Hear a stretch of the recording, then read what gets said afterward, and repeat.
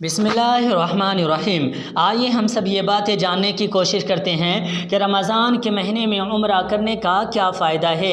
حضرت ابن عباس رضی اللہ عنہ بیان کرتے ہیں کہ جب نبی صلی اللہ علیہ وسلم حج کر کے واپس تشریف لائے تو آپ نے ام سنان انصاریہ رضی اللہ عنہا سے پوچھتے ہیں کہ تجھے حج سے کس چیز نے روکا، یعنی تو حج کرنے کے لیے کیوں نہیں آئی؟ وہ صحابیہ جواب دیتی ہے، اللہ کے نبی، میرے شوہر کے پاس صرف 2 اونٹ ہے جس پر پانی لاد کر لایا جاتا ہے۔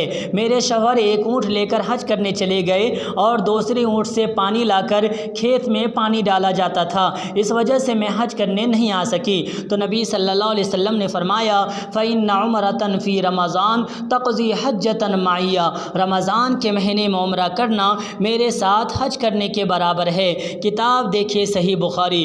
گویا رمضان کے مہینے میں اگر ہم عمرہ کریں گے تو اللہ کے نبی کے ساتھ حج کرنے کے برابر ہے۔